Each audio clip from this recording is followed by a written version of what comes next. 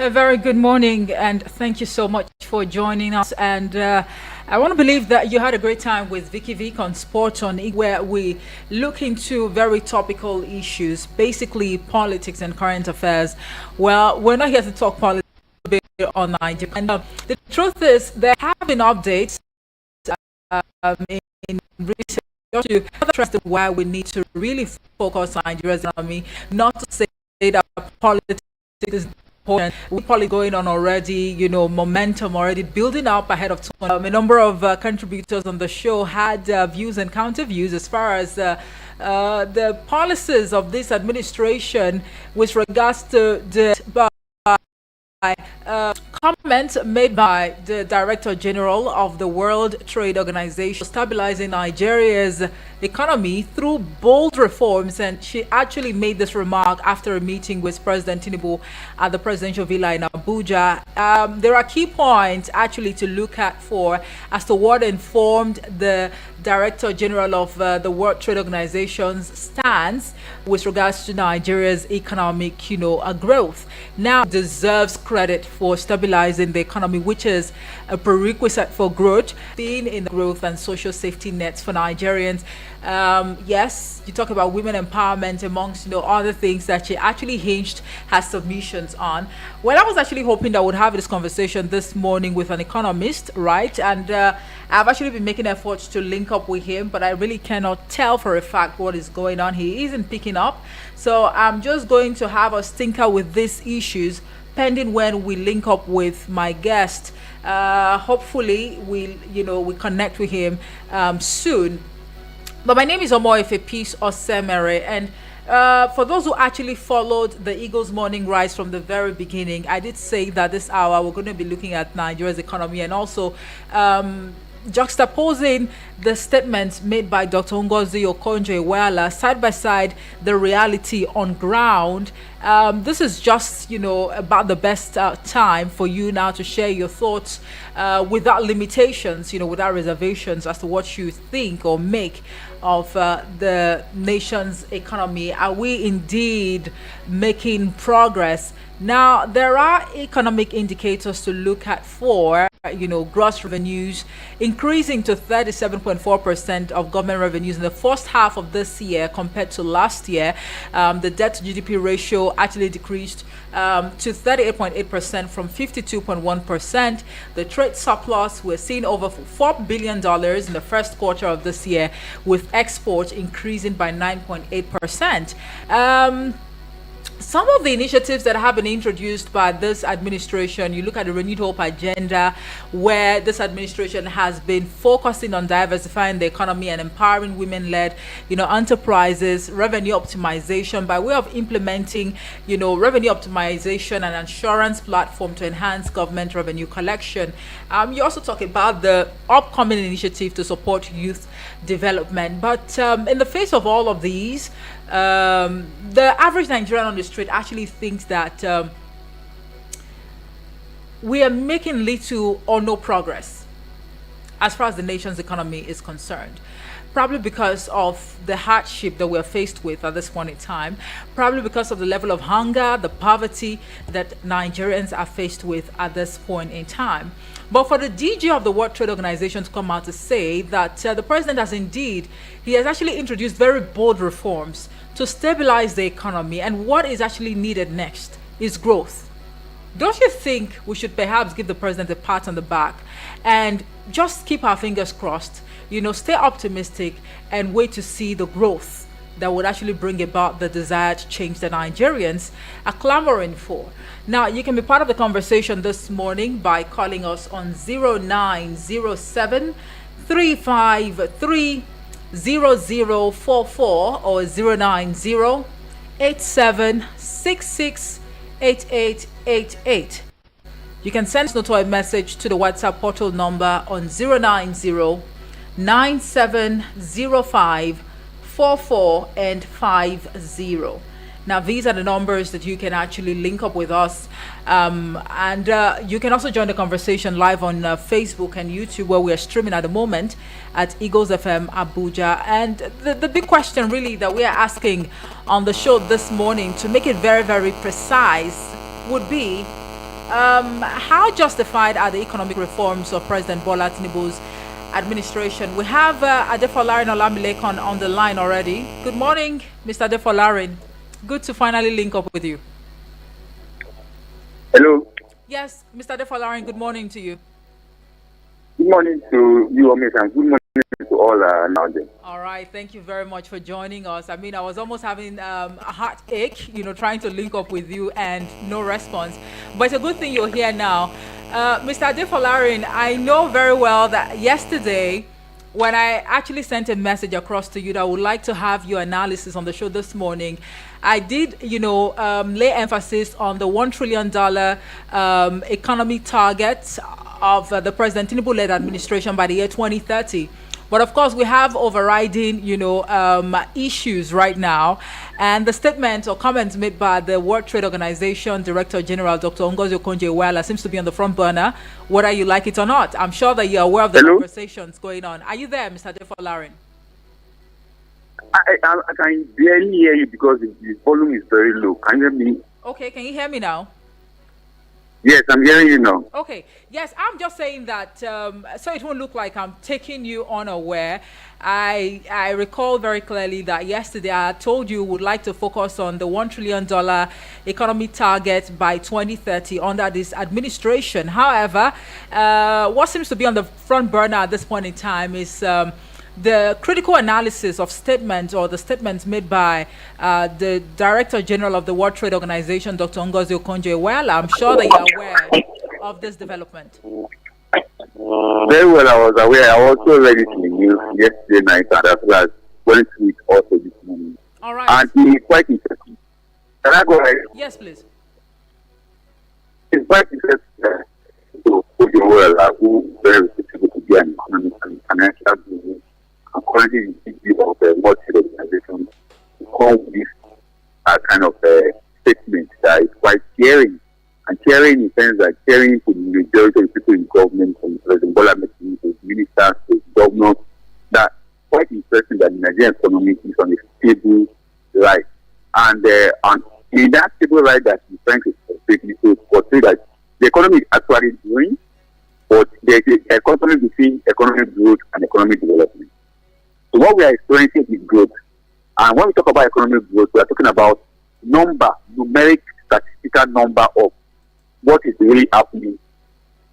And this is what's supposed to be the reality of what is happening at the number. Let's give it the political economy. We want to talk about economic growth and economic development. When we talk about economic growth, we are talking about the numbers of indicators of what is really happening. For instance, the economic growth in the first quarter is about 2.6. The second quarter was also an economic growth of about 2.7. And it's also been projected that the economy will grow by the end of 2025 to about 3.7 or between 6 and 3.7. I mean, where the federal government on the zone has projected that the 4.1 to 4.3 economic growth for itself. So what we are seeing is the number of economic growth that are actually happening in the various sectors of the economy. The major sector, the sub-sector, and the cost. But the reality is that even though they are growing in numbers, the number does not reflect the development on 8 years. When we talk about, you're talking about human development index, ADI, human development index. And that human development index is what is missing and what is lacking. But the core message is that actually the economy is growing, there is stability, but that stability has not transmitted into HDI, that means human development, to take care of aspects of poverty, to take care of aspects of employment, to take care of aspects of welfare, hospitality, education for the people. So that's what is missing. Although we all acknowledge that the economy is stable, but there is a missing link between a stable economy and unstable, undeveloped economy. Okay, so if you say that what we are seeing or experiencing at this point in time is economic growth and not development, I'd like to ask you, very, very pertinent questions, Mr. Adefolarin. Can you hear me? I'm hearing you. All right, so what exactly are some of the indicators that you can attribute to this economic growth as opposed to the economic development you're talking about? In terms of FX or Forex, the troubles associated, the challenges associated with the FX, are they over? I'm not yet over. And those are the indicators that the likes of IMF, WTI, WTO, World Bank will be looking because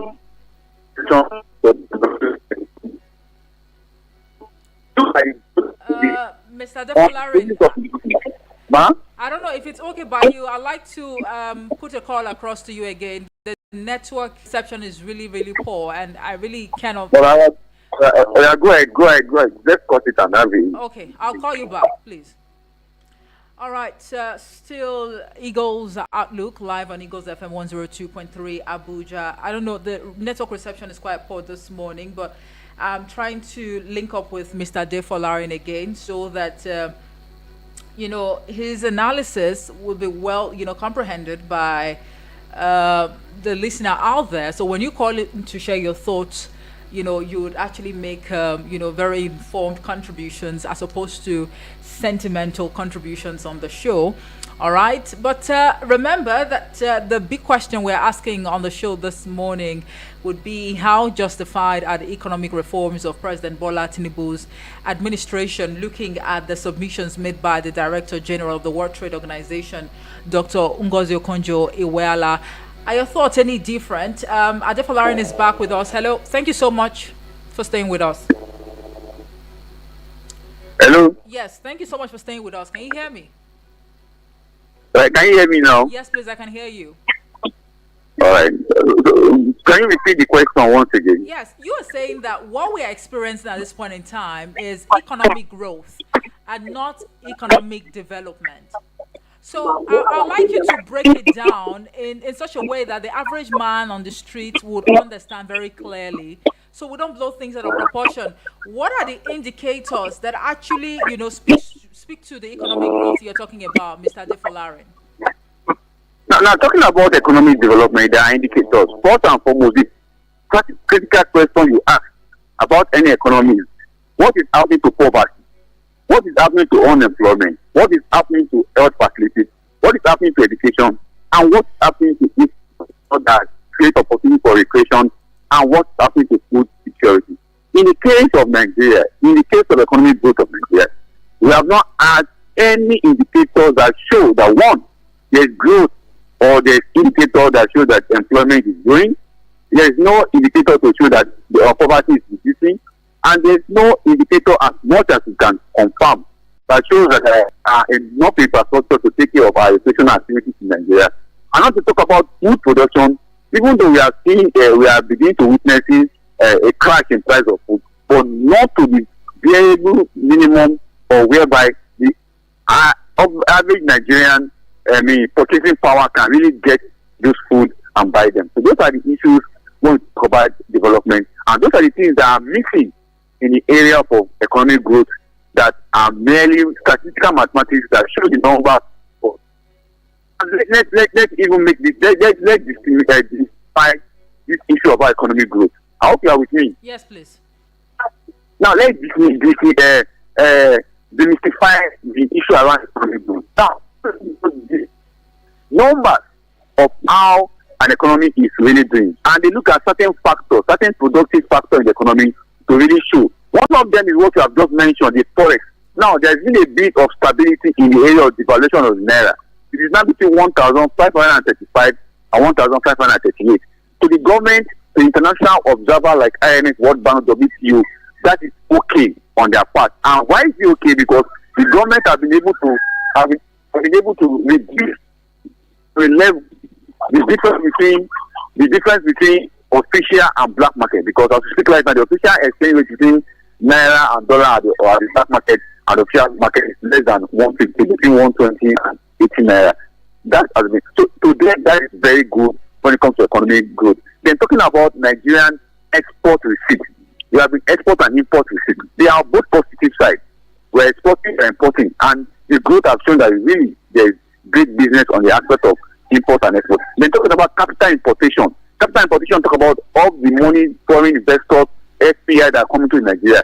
Could you believe that in the first quarter and second quarter, over $50 billion as FPI and FDI are coming to Nigeria?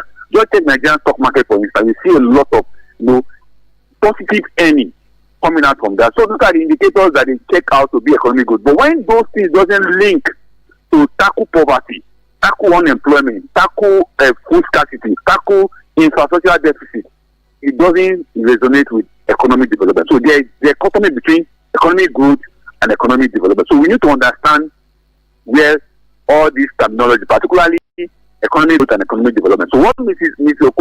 Okonjo-Iweala is saying is that we are expecting economic as not really translate to economic development. Okay. So when you talk about economic development, if you must break it down further, you also take a look at the cost of living, the poverty rate in the country. But Mr. Defolarin, we understand, just like we saw on the front page of a Nation newspaper this morning, that inflation has actually dropped for fourth consecutive time this year, and forex and food are the major drivers of this decline. How would you react to that? There are fantastic data coming out. Inflation dropped for the fourth time. That is 22.22%. Quite fantastic. But take a look at that inflation. You know, on your show, I've had the opportunity to discuss inflation. I'm also looking for opportunity to discuss inflation to the nearest understanding of everybody. Now, inflation figures are statistics that show the average price of purchasing power or average price of goods and services in Nigeria. NBAs that normally carry that activities normally employ close to, before they were employing about 10,400 adult staff that normally go around Nigeria to take those average numbers. But currently they are engaging about 22,000 individuals every month to carry that inflation statistic figure for them. But the challenge is this: there is different type of inflation. You get it? There is pull inflation, there is demand pull inflation, there is inbuilt inflation. But in contrary to all these things that I've mentioned, in Nigeria, the inflation that we're experiencing, although the official figures of inflation in Nigeria, take a look at urban and rural inflation, based on what NBS normally does, National Bureau of Statistics. But beyond these two type of inflation they normally review, urban and rural, that means people in the urban center like Abuja city, the people in the village. But there are other indicators on each of these two segments. In urban centers, for instance, we have satellite inflation. We have semi-satellite inflation. What I mean is, let me break it down. If you're in the city of Abuja, I know you're in that big estate inside Abuja, you know, very close to the stadium. There is an inflation figure flowing around that area. I hope you understand. Okay. Now, well, let me explain that. Now, the cost of transportation in that area is different from the cost of transportation in another part of that area. Let's say from that your estate to area 1, the cost of transportation, the cost of food is different from that area. So there's a different inflation in that area. Now, if you move down to Nyanya, between area 1 and Nyanya, there's another different kind of inflation that's happening. The cost of transportation in Nyanya, the cost of food, plate of food, clothes, shirt, shoe, everything is different from the cost of the one that is happening in area 1. Then come down to Masaka, where both of us are engaging right now. Right. The cost of inflation, the type of inflation is also different. So if you put all this together, the official figure is 22.32%, but the real inflation that's happening within us is quite different and is very voluminous number. Okay.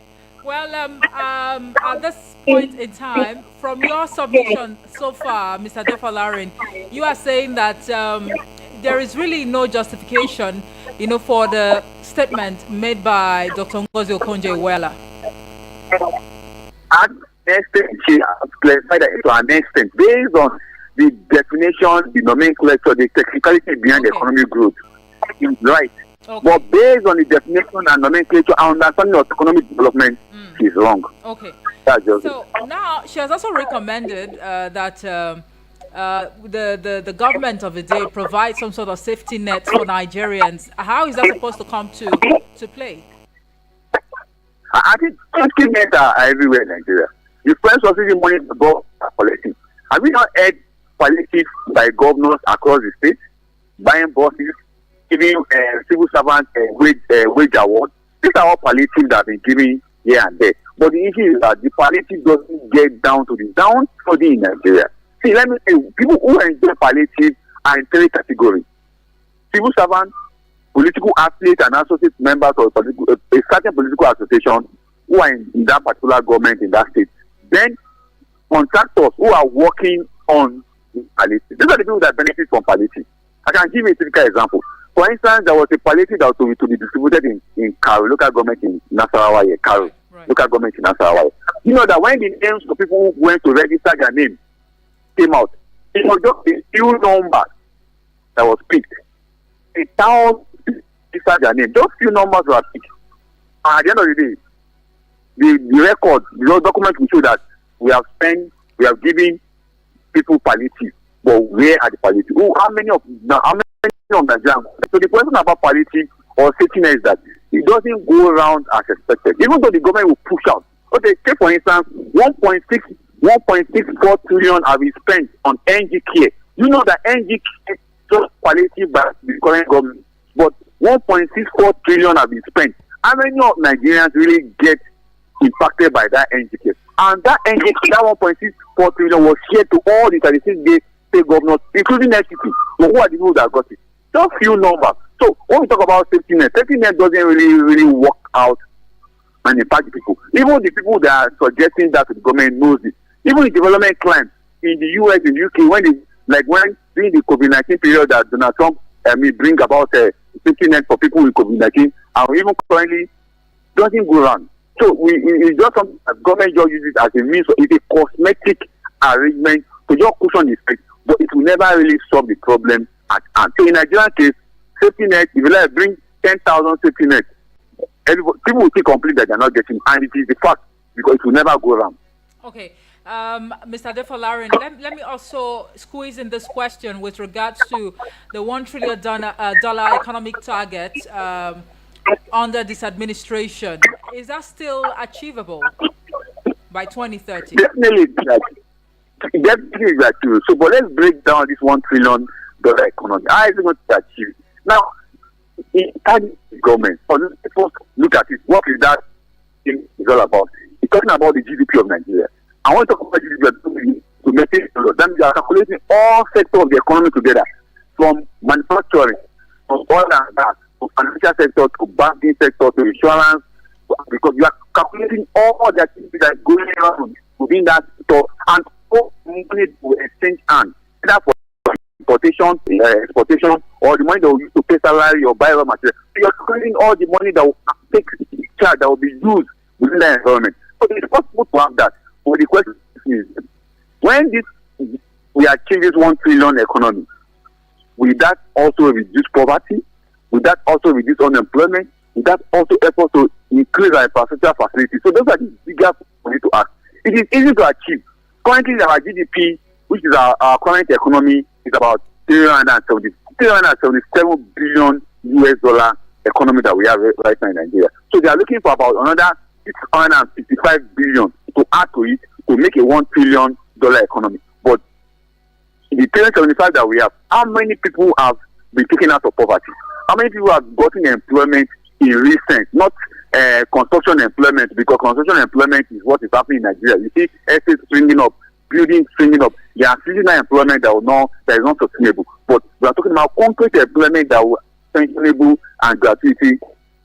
Those are the issues that we discuss. So for me, it is that they can achieve that $1 trillion economy, but will that really change narrative around the poverty level, the unemployment level, the infrastructure deficit in the country at this moment? All right, Mr. Defolarin, we'll just take a quick break now. Have you pause your thoughts? When we return, I will be asking you what your projections are for the second quarter of this year, looking at what Nigerians should expect, more like an economic outlook for the second quarter of this year. We'll link up with you shortly. Right, this is Eagles Outlook live on Eagles FM 102.3 Abuja, and today we are beaming our searchlight on Nigeria's economy, looking at a very topical issue which apparently is on the front burner. We are asking how justified are the economic reforms of President Bola Tinubu's administration. So we'll just take a quick break now to go pay some bills. When we return, we'll have you call in to share your 2 cents as to what you make of this discourse. Do join us again.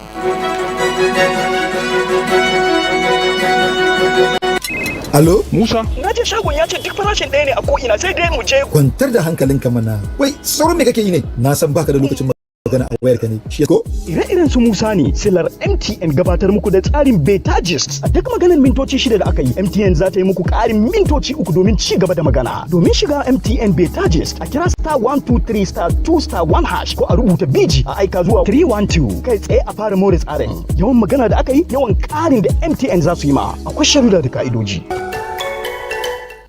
Eagles 102.3 Abuja. This is Nigeria, where every new day brings a fresh chance to dream bigger, push harder, and live confidently. But true confidence is more than hope. It's knowing that no matter where you are, no matter who you are, you're protected, empowered, and ready for the journey ahead. At Sanlam Alliance, we believe confidence isn't just for a few, it's the right of everyone. That's why we have come together, uniting the strength of a Pan-African giant and a global leader to give you the financial protection and solutions you need to succeed. Because when we come together, we protect more, we achieve more, and we all rise together. Sanlam and Alliance is now Sanlam Alliance. Sanlam Alliance. Live with confidence. Sorry for the inconvenience. I suppose it was inevitable. Eagles 102.3.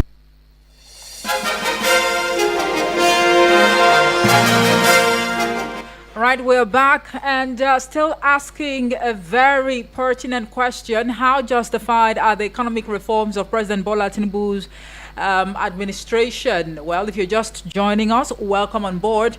This is Eagles Outlook live on Eagles FM 102.3 Abuja. Before we embarked on that break, I actually had a conversation with an economist and also lead researcher at Paul Eco Analytics, Adefalarin Olamilekon, to critically analyze the issues, on the table. Time is really not our friend, so we're just going to see how we can get contributions from the listener on the other side of the radio. You can now call us on 090-7353-0044 or 090-8766-8888.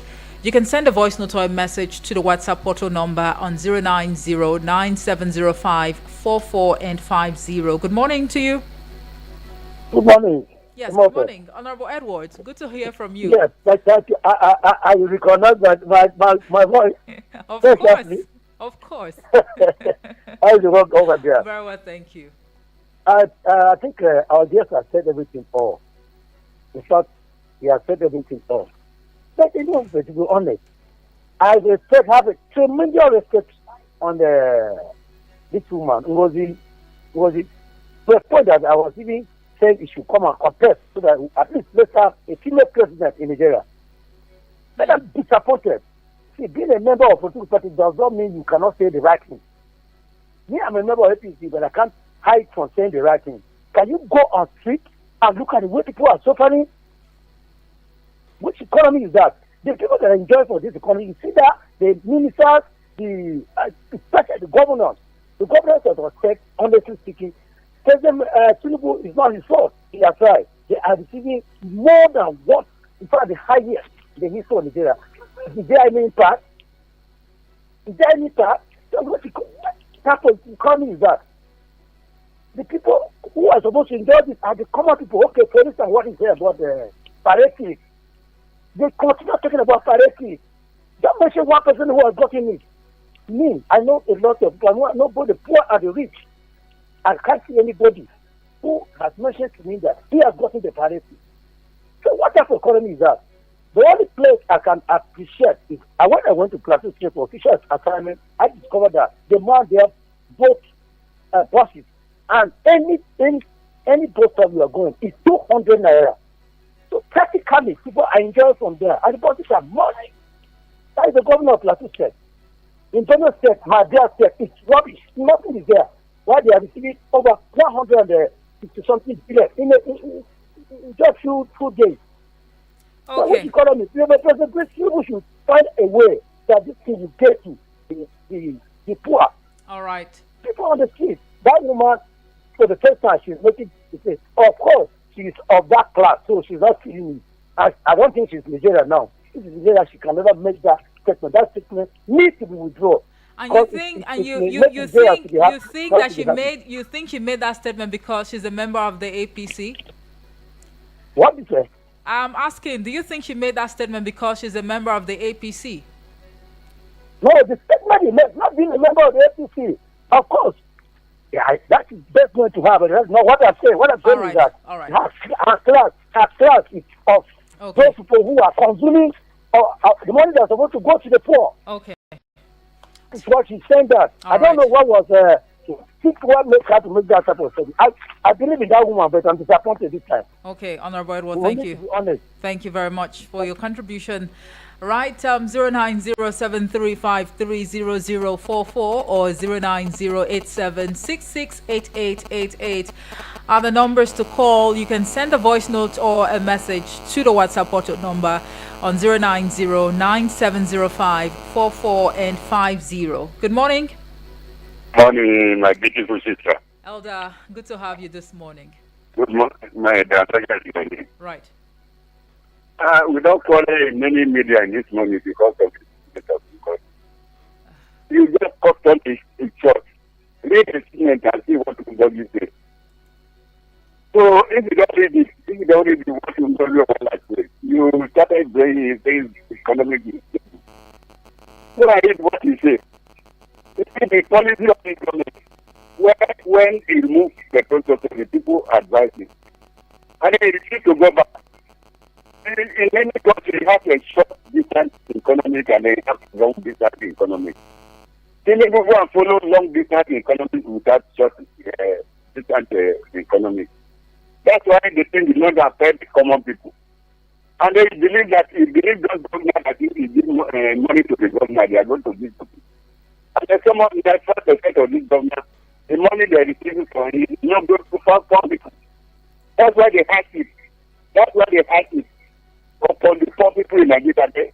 Somebody else here, I get nothing from the administration. This is where it came. What I get is inflation. Nothing. Transport from here, from Dubai here to Maraba before. It was 700 naira, but now it's 2,000 naira. Area 1 is 1.5. And you promise us for bus, nothing on the seat. You promise this one for nothing on the seat. They are telling, after 6 months, we turn this petrol company. The money you get from it, take repair the NNPC, make the depot, all these things, the panel work. It's not take anything. You only believe that the people will read from Lagos to come and manage the economy, their expert. And they also they have paid how much the naira now to $1. And then go outside country, buy something in dollar, come to Nigeria to sell it in naira. How much are you going to sell it? That's why the inflation can never go down. Petrol can have fertilizer to go to pass. The bag of fertilizer is 50,000. Okay. 50,000. How much are you going to? You have to win the pass. That's chemicals and this. After that 50,000, what are you going to get from that farm? So the inflation is supposed to make short distance economy before the long distance economy. Thank you very much. God bless Nigeria. Thank you. Thank you so much for your contribution this morning.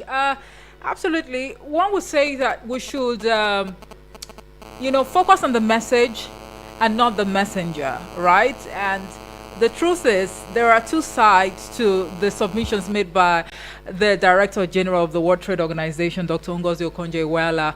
Well, a number of Nigerians are just aggravated at the fact that she actually gave the president a pat on the back, saying that his reforms and policies, economic policies, they've been able to stabilize the economy. And what is needed at this point in time is growth that would further translate to safety nets for Nigerians. So do you really think that the economy is yet to, be stabilized, and maybe she actually blew things out of proportion?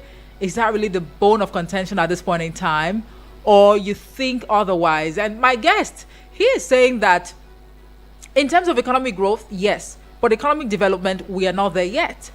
Because the economic growth, stabilizing the economy, the indices are there, the figures are there, but it is yet to translate to, the living standard of the average Nigerian on the street. That is perhaps the reason why a number of people are indeed angry, and just, tongue lashing the DG of the World Trade Organization as we speak, right? I'll quickly hurry now to the WhatsApp portal to see the messages we have here. I see this one. This should be from Abbas. Abbas reporting from Duse says, "Good morning, Omoefe and the guest. Nigerians need to understand something. A country can actually experience economic growth without human, per capita development of the people. This is the next stage Nigerian government needs to be thinking of, thinking about on how to move our economy to go down to the grassroots, whereby the people can feel the impact through their purchasing power. One indicator the government can use is to see how the CBN can further reduce interest rates to help manufacturing industries experience low production costs, leading to price reduction, while energy costs can also be reduced. These are the factors that can equate Nigeria's economic growth and her economic development. Might I also add that economic growth is for business and foreign investors, not necessarily for the people." That's what Abbas is saying. Abbas, thank you for that message. And then Sanusi from Suleja is saying, if I think a stabilized economy is a welcome development for growth.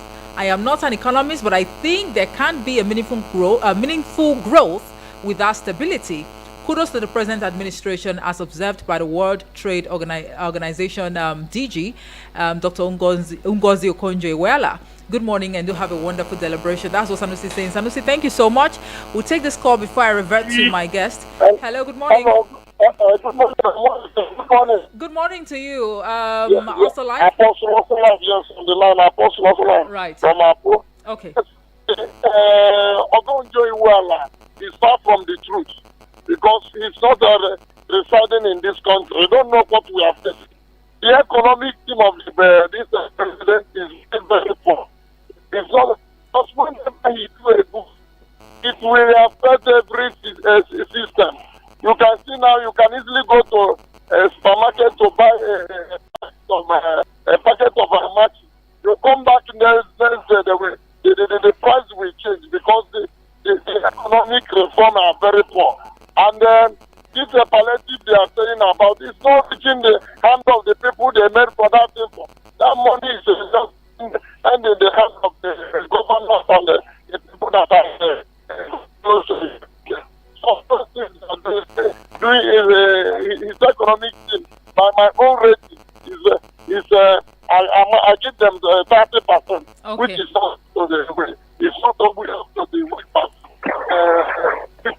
All right. So they have to change their strategy. Okay. Thank you and God bless you.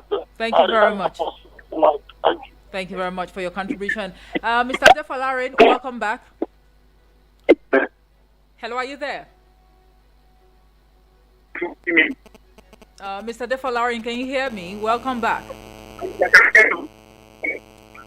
Hello. Okay. Now, Mr. Defalarin, time is not our friend. I mean, we have less than 3 minutes to wrap up this conversation. But you see, a major takeaway from the views that have been shared on the show this morning would be the fact that people are yet to feel the impact of whatever progress, significant or insignificant, that this administration has made in terms of economic reforms. And they are saying that they do not agree with what the DG of the World Trade Organization is saying. Now, that's by the way. I did say that I was going to ask you what your projections are like for Nigeria's second, the nation's economy, looking at the second quarter that has already started. All right. Can I go ahead? Yes, please. I think one thing we need to understand is that in as much as many of us would disagree with the government that most of the economic reform has not really been positive for Nigeria impact. It's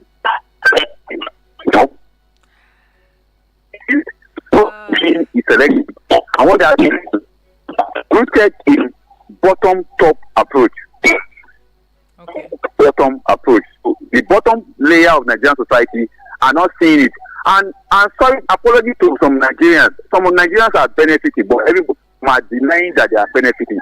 The civil servants of today cannot say that they collect wage award. You get it?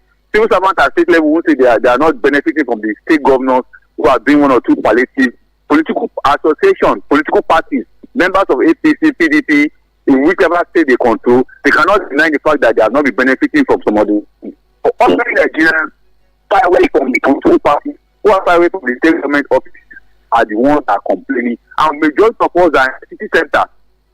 We are not benefiting. We should categorize people who are not benefiting in that regard. But the issue is that the government is doing something, but it's not enough. It's just selective. It's selective. It's a top bottom. It's not a bottom top in that regard. But on the aspect of the economy, what projection do we have? We should be able to really what will happen in the last of the year. That's really happened in the first and the second quarter. First quarter, we have seen a positive growth, but that growth have not really translated into development, economic development that will really impact Nigerians positively. Even though we are hearing clashes of a bag of corn, bag of maize here and there, but the grid system in the supply chain of food and agricultural sector in Nigeria is one of the challenges that we are facing. So even though the prices are falling, some people will not agree that to sell at that falling rate, and that's the fact. Then for the economy, I see a positive one coming in terms of the growth in the third quarter and the fourth quarter. But my challenge is that how it will translate and change the poverty narrative, employment narrative, infrastructure deficit narrative in Nigeria. That's what I have issue. So the government target is 3.7, between 3.7 to 4.1. They could achieve that. But what about the rate of poverty? Will it reduce? What about the rate of unemployment? Will it reduce? So these are the things we need to juxtapose with economic growth. We see a positive one coming in third quarter and fourth quarter, but will it also affect the poverty rate of Nigeria? That is where we need to bring our argument at this point in time. All right, Defolarin, thank you so much for always talking to us. I mean, as far as these issues are concerned, you always try your best to do absolute justice in terms of analysis. We really do appreciate you for spending your time with us whenever we call on you. Thank you so much. Thank you to all our listeners and contributors. All right. Defolarin Olamilekon is a lead researcher at Polico Analytics and also an economist.